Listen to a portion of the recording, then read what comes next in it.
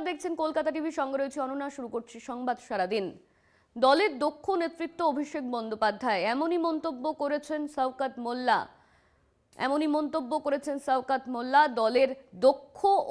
দলের দক্ষ রাজনৈতিকবিদ অভিষেক বন্দ্যোপাধ্যায় এমনই বলছেন শওকত মোল্লা।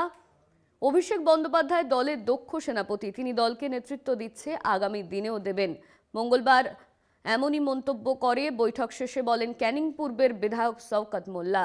তিনি দলকে নেতৃত্ব দিচ্ছেন। মঙ্গলবার অভিষেক দক্ষিণ 24 পরগনার নেতাদের বৈঠক হয়। বৈঠক শেষে এমনই মন্তব্য করেন ক্যানিং পূর্বের বিধায়ক শওকত মোল্লা।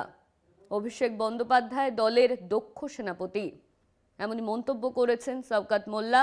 তিনি দলকে নেতৃত্ব দিচ্ছেন, আগামী দিনেও তিনি দলকে নেতৃত্ব দেবেন। মঙ্গলবার অভিষেক দক্ষিণ 24 পরগনা নেতাদের সঙ্গে বৈঠক করেন। বৈঠক শেষে এমনই মন্তব্য করেছেন। বৈঠক শেষে বলেন ক্যানিং পূর্বের বিধায়ক শওকত মোল্লা।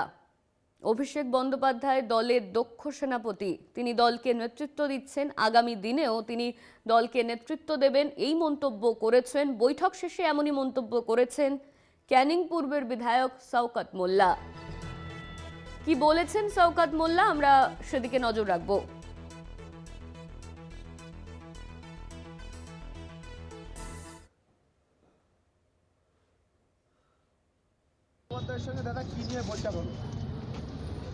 দেখুন, অভিষেক বন্দ্যোপাধ্যায় হলো আমাদের নেতা, সর্বভারতীয় তৃণমূল কংগ্রেসের সাধারণ সম্পাদক। মূল আগামী যে লোকসভা নির্বাচন, সেই লোকসভা নির্বাচনে এই জেলার যে 4টি সিট, মূল লড়াই বিজেপির সঙ্গে। বিজেপির চোখে চোখ রেখে লড়াই করতে হবে রাজনৈতিকভাবে, এবং 4টে সিট জিততে হবে। শুধু জিততে হবে না, 2019 সালের যে রেজাল্ট, সেটাকে ওভারকাম করেই আরও বেশি ভোটে আমাদের জিততে হবে। মূল বিষয় ছিল এইটা। সোশ্যাল মিডিয়াতে পোস্ট করতে সেনাপতি ছাড়া যুদ্ধ জয় করা অসম্ভব, কি বলবেন? তো সেনাপতি তো আছেই, মমতা বন্দ্যোপাধ্যায়ের নেতৃত্বে, অভিষেক বন্দ্যোপাধ্যায়ের সেনাপতিত্বে আগামী দিনে লড়াই হবে। অভিষেক বন্দ্যোপাধ্যায়ের ঘনিষ্ঠ বলে যারা পরিচিত, তারা একের পর এক তানার কাছে যাচ্ছেন, আপনারা কি বোঝাতে পারলেন? কিন্তু বোঝানোর কি আছে?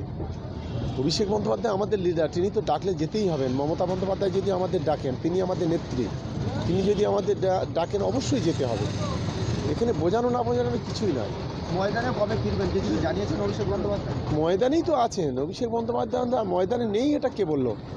আসলে আমাদের রাজ্যের যারা বিরোধী দল, তারা একটু হতাশাগ্রস্ত। তারা যার কারণে বিভিন্ন ধরনের অপপ্রচার, কুৎসা তারা ছড়ানোর চেষ্টা করছে।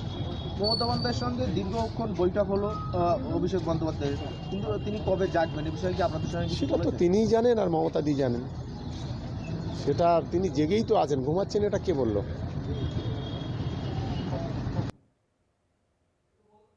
অভিষেক বন্দ্যোপাধ্যায় তিনি দলের দক্ষ সেনাপতি, তিনি দলকে নেতৃত্ব দিচ্ছেন, তিনি আগামী দিনেও দলকে নেতৃত্ব দেবেন। মঙ্গলবার অভিষেক দক্ষিণ 24 পরগনা নেতাদের সঙ্গে বৈঠক করেন, আর এই বৈঠক শেষেই এমন মন্তব্য করেছেন ক্যানিং পূর্বের বিধায়ক শওকত মোল্লা। সেই শওকত মোল্লা তিনি ঠিক কি বলেছেন সেটা আপনাদের শোনালাম।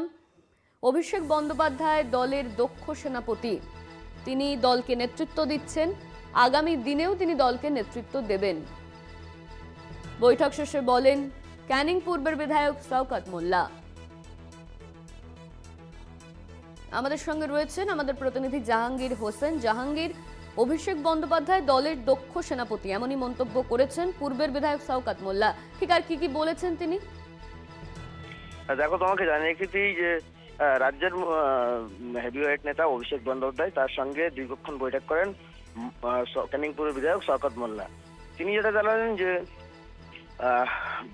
অভিষেক দলের সেনাপতি, তবে তিনি তার নেতৃত্বে, মমতা বন্দ্যোপাধ্যায়ের নেতৃত্বে তিনি এই 2024 যে লোকসভা নির্বাচন, সেই নির্বাচনে লড়বেন এবং এই জেলায় যে 4টি লোকসভা কেন্দ্র আছে, সেই 4টিতেই জয়লাভ করবেন।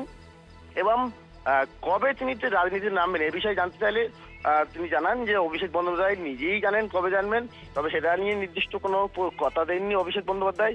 তবে দ্রুত বিজেপি বা অন্যান্য দলকে হারাতে তিনি দলের স্বার্থে তড়িঘড়ি মাঠে নামবেন, এমনটাই জানালেন শওকত মোল্লা। ধন্যবাদ তোমায় জাহাঙ্গীর, আমাদের সঙ্গে ছিলেন আমাদের প্রতিনিধি জাহাঙ্গীর হোসেন। আমরা যে খবরের দিকে নজর রাখছিলাম, দলের দক্ষ সেনাপতি অভিষেক বন্দ্যোপাধ্যায় এই মন্তব্য বৈঠক শেষে করেছেন শওকত মোল্লা। অভিষেক বন্দ্যোপাধ্যায় দলের দক্ষ সেনাপতি, বৈঠক শেষে এমনই মন্তব্য করেছেন শওকত মোল্লা।